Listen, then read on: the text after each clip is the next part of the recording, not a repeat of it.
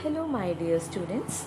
I am Helen Mary, your English teacher, and today we are going to start with the first chapter of your textbook, The Guest of Honor.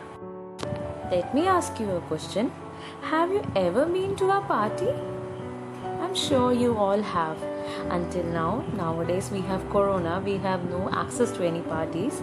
But last year, we had enjoyed good number of parties, isn't it?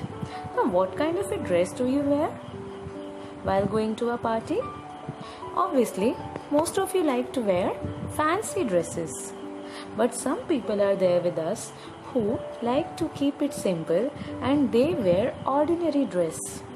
My dear children, it's not a bad idea to keep things simple or to live an ordinary life. The problem is people who are wearing a fancy dress get more attention and respect from others. People value more of appearance than more of the personality nowadays. That's a problem. This story is about Mullah Nasruddin. Let me tell you something about this person. He was a man from Turkey and he is a lawyer by profession.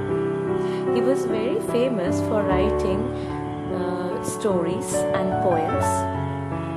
And one day he received an invitation to be the guest of honor of a very important formal party. The servant came with the invitation to invite him, and Mullah Nasruddin very politely accepted his invitation. Now, on the day of party, when Mullah Nasruddin reached the banquet hall, he was dressed ordinarily, and the guards couldn't recognize him. They told him to leave the location at once as a very important party was going on there. Mullah Nasruddin insisted the guards that he was the guest of honor. Instead of listening to him, they told him to leave the place and made fun of him that if he was the guest of honor, they are the emperor themselves. Mullah Nasruddin was very disappointed. While returning, Nasruddin came across the home of a wealthy friend.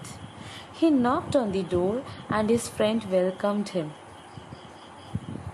Mullah Nasruddin asked his friend to show him the dress which he had bought last year. The rich friend was surprised. He asked him why did he want that dress now. Mullah Nasruddin replied that he wanted it just for this evening. The rich friend was very generous. He told him to keep the dress if he wanted it.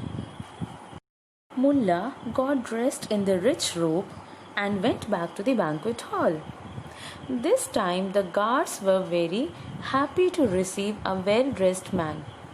It was clear that the guards had not recognized Nasruddin as the man they had sent away a little while ago. The host of the party welcomed Nasruddin to the head table, that is the main table where the dinner is served. He also introduced his special guest to all the other guests present over there. Now he offered Nasruddin hot and delicious soup. Nasruddin happily accepted the offer and he picked up his spoon and began pouring spoonful after spoonful of soup on his beautiful robe or his beautiful dress.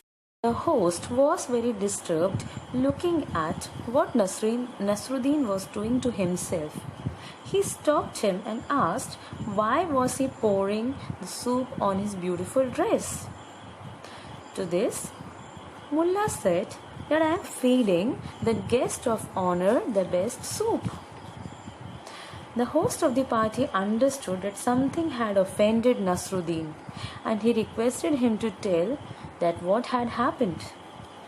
Mullah Nasruddin told the host the entire story of his rude guards. The host called the guards and asked them to apologize to Mullah Nasruddin. The guards were extremely sorry and they understood an important lesson.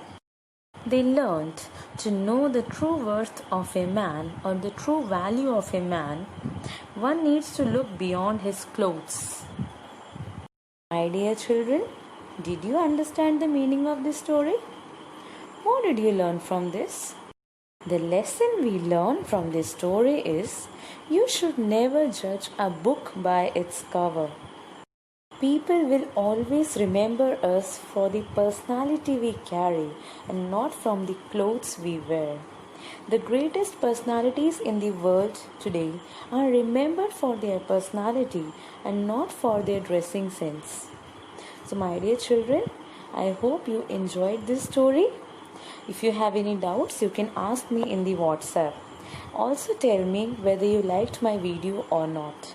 It will be a motivation for me if you give me some feedback. Thank you, my dear students.